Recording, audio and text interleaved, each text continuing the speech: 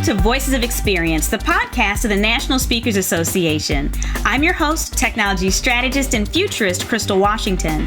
In today's episode, Influence Hearts and Minds, we're going to look at how you can get into the minds of audience members and team members to better serve them and build a more robust speaking business. Our guest today may be familiar to those of you who have already signed up for our national conference, Influence, because both Claude Silver and Andrew Davis will be keynoting. Let's get a tiny taste of what you can expect from them.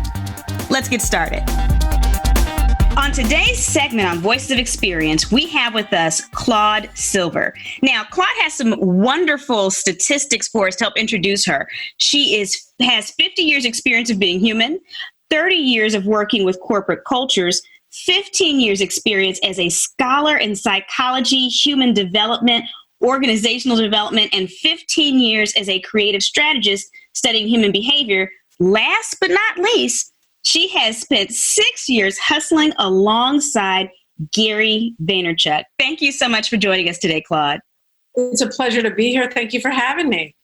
I can think of no one better to speak to us on the combination in business of having heart and hustle. So let's just dive right in to our questions. The first one is, in a time when most speakers are rushing to expand and push their teams, why should speakers care about adding heart into the equation?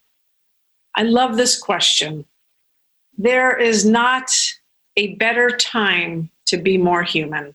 There is not a better time to bring more humanity and personal touch into your organizations, into your teams, into your companies. It is what people are craving and they are looking for today and tomorrow.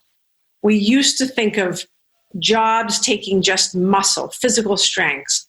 Then we went into the information age where jobs took a lot of brain power. We're still using our brains, but we are moving into the world of heart, intuition, where EQ, emotional quotient skills, are just as valuable as IQ.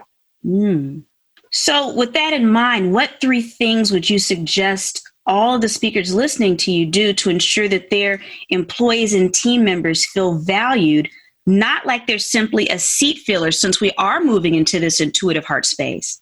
Yes, absolutely. So first and foremost, we need to make sure that we are transparent.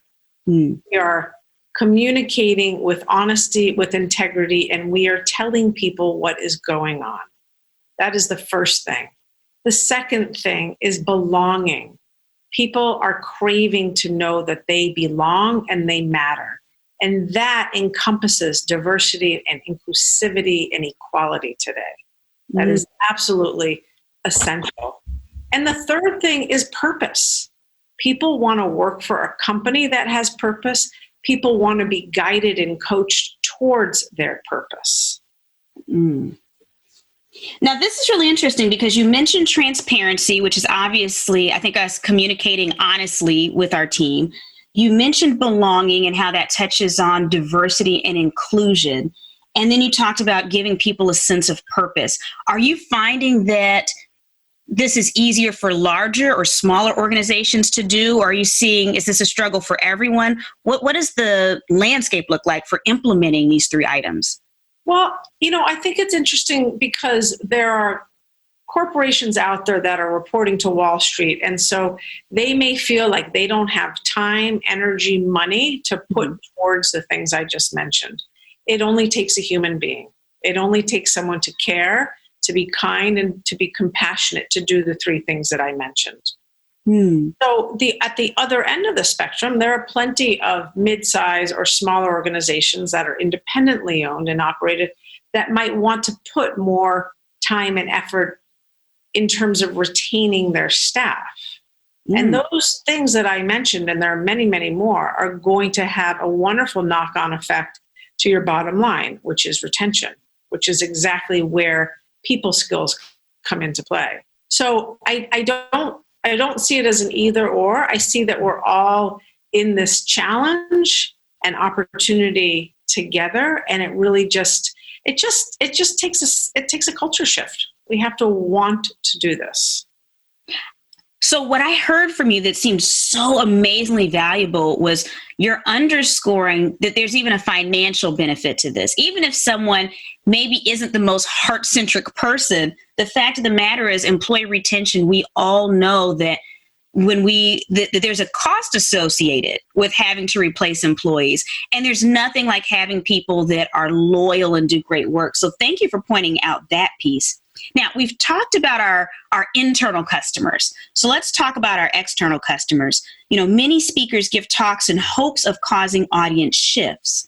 Your organization is amazingly effective at igniting shifts in human behavior. You yourself are a scholar in psychology and human development and organizational development. What is your number one tip for inspiring behavior shifts? Empathy. Having empathy and care about your end consumer. That is the end all be all. Just like you have empathy, and I've been speaking about having empathy, quite frankly, internally, there is no difference in what the external world needs from you. Your audience, your consumer, your clients, they all want to be heard and understood. And empathy is the key to do that. That is actually, I believe, how we are going to move this needle. So what does empathy look like from the stage or from producing videos for customers and audiences? How can they tell that you're being empathetic to them? What would we look to insert? Well, first and foremost, as basic as just eye contact. Understanding who is out there in the audience and understanding that while they might be a grouping of people, each and every person is an individual and they are listening to you from their own hearing, if that makes sense. So you need to obviously make statements that can reach common denominators, so reach the masses, but do interact with people who are at the front of those stages, looking straight at you. We have this incredible benefit of being witness to sponges who are looking for the ahas, that are waiting for those nuggets of inspiration, of curiosity, of creativity. And so make sure that you are delivering on that promise. There is no other reason you should be on that stage if not to deliver some kind of insight, aha, nugget of inspiration to your audience. Now that we have tactics for leveraging empathy for business results, let's discover the role that curiosity can play in keeping our audiences captivated. On this segment of Voices of Experience, we have Andrew Davis, and he's going to talk to us today about the curiosity factor. Now, what's interesting about Andrew is that he spent 10 years as a television writer. And so I can't think of anyone else better to talk to us about how you can capture your audience's attention. Welcome, Andrew. Hey, thanks for having me, Crystal. This is fun. Thank you for being here. So we're going to dive right on in. First question, why should professional speakers care about leveraging curiosity in their businesses? Well, if you're a speaker and you're trying to actually capture an audience's attention for 45 minutes or an hour, your job is to ensure that you pique their curiosity and keep them engaged for as long as possible. I don't know about you, Crystal, but I get a lot of event organizers these days telling me that they're making the keynote slots shorter because people can't pay attention for 45 minutes anymore. They can only do 18 minutes, TED-style speeches, and that's really frustrating to me. And at the end of the day, it's our job to keep people engaged and actually earn their attention over the course of 45 minutes. And I think the best in the business can do it. You know what's interesting about what you just said, Andrew? You were talking about engagement, and we all talk about engagement all the time. We want to increase audience engagement, but you're tying piquing the audience's curiosity to the engagement. So it sounds like that's a tactic. So yeah. Which is great because no one tells you how to get the audience more engaged. They're just like, you need more engagement. So now that we know we need to pay attention and how we can actually pique our audience's curiosity, what's going on in the brains of our customers when they decide to pay attention to one piece of content and not another? Yeah, well, I mean, this is what I learned in the television business. Like, one of my first jobs in TV was actually writing the television news breaks, like these little segments in between programming that were getting people to come back and watch the next segment of the news. So anytime you're watching the news and they say, oh, when we come back, the big update on the crazy weather coming our way. See you in 2 minutes. Like, that is piquing your curiosity. You're like, wait, what crazy weather? You all of a sudden have these questions in your mind, and a curiosity gap is what you're actually creating when you create that simple question in somebody's mind. And a curiosity gap is just a void between what we know and what we want to know. And your mind is this amazing engine trying to answer and close every curiosity gap. So essentially what we need to do when we're on stage or working with customers or clients and trying to get their attention, instead of just trying to kind of blast it at them and tell them why they need to pay attention, we actually need to create a curiosity gap, just a small gap in their minds, a void between what they know and what they want to know, to keep them searching for that answer. And the key to doing it is making sure you have 3 core elements, all right? One, you actually need to create some tension. And when you're doing a 45-minute speech, you can do that over the course of 45 minutes. Tension is basically the emotional anxiety we feel when there's a gap between what we know and what we want to know. And it's a really great emotion to actually leverage as a speaker. So you're trying to really increase tension. The second thing you want to do is the more tension you create, you're going to create a bigger need for closure. And your mind is your need for closure actually is really powerful. It's so powerful, it will make you do things that are uncomfortable or even painful. So you've got to use your need for closure. And then the last thing is you need a payoff. If you've ever, clicked a headline that said something like, you're never going to believe what happens after watching this video. And you click the link and then, you watch the whole video and you're like, that wasn't really that crazy. I expected that to happen. Yeah. That's when the payoff doesn't match the tension you've created. So you've got to have those 3 key elements to actually making it work. So if you're missing one of these elements, it sounds like you can make the audience mad. So for instance, if you do one, yes, but there's no payoff, now they're angry. I'll tell you something that happened to me just yesterday.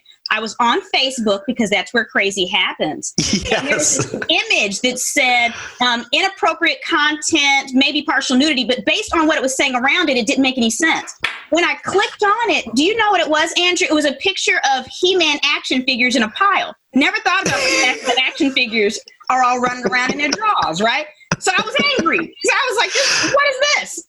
That's exactly right. Yeah, look, if you create tension or a need for closure in the mind of your audience, you can either use it for good or you can use it for evil. And that He-Man post, that right there is an evil post. Like, you're actually not leveraging it in a way that earns trust or builds camaraderie with your audience. So yeah, you got to wield this really carefully.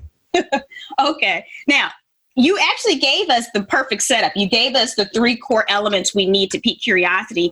Are there any other actionable tips you would suggest for creating compelling content? Like let's say that we're looking at the outline of our talk. What can we do right now to up our game?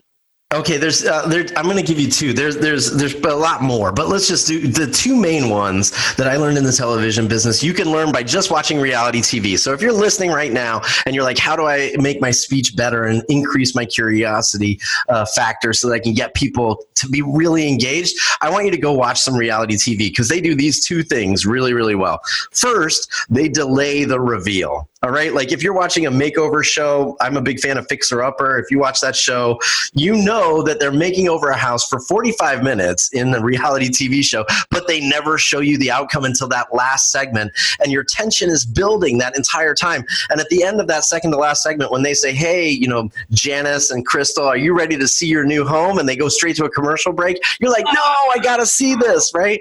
That's delaying the reveal. So you want to delay the reveal for as long as possible whenever you're telling a story on stage. So a lot of people set up a great story and everybody can see where the story is going, and maybe they've even answered the reveal without knowing it. The key is to remove those elements so people get more and more excited about filling in that gap. What happens here? Delay the reveal. And the second one, does that make sense, Crystal? Yes, no. I went through it fast. Okay. That makes perfect sense.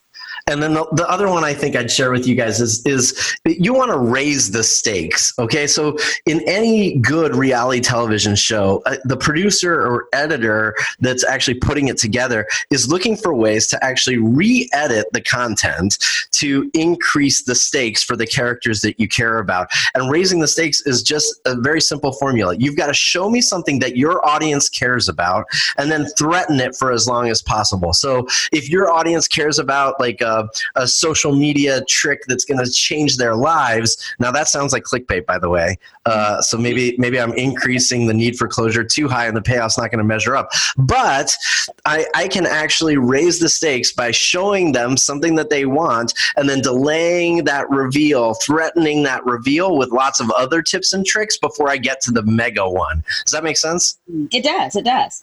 Yeah, so just raise the stakes, but it's really important that the audience be clear about the like, you know, what the audience wants, what you want the audience to want. So you've got to be really clear on that, and they have to know it. You know, in a reality TV show, they're really good at ensuring the audience knows what the character wants before they go into a meeting, or, you know, even if it's The Voice, before they go on to an audition with in front of the voice chairs. You know, they have that little 3-minute segment that's all about how important this is, and they've got to get through this audition, and they've really got to get to the coach they want, and all of a sudden you've raised the stakes. I know exactly what they want out of this next segment. This is powerful because, Andrew, as you were talking about this, I even thought about the fact that even the way that we write our intros when our clients introduce us, we could even do this in there so that we're setting up for art. Like, there's levels to this thing. Absolutely. Yeah. You know, the best, you know, kind of drama is built out of lots of little curiosity gaps. One of the problems with clickbait is it has one big promise and one pathetic payoff. The best kind of curiosity factors are the ones that are multi-layered, where you're actually creating small subconscious curiosity gaps in the mind of the audience. They're not as kind of forward as we've been talking about. And you just are constantly closing that curiosity gap and moving to the next one. And that helps build tension over time and get people more excited. And so those simple gaps don't have to be big ones. Think of lots of little ones. Like in one 45-minute speech, you might be able to have 15 or 20 little curiosity gaps that keep earning your audience's attention over time. VOE is brought to you by... Let me ask you something.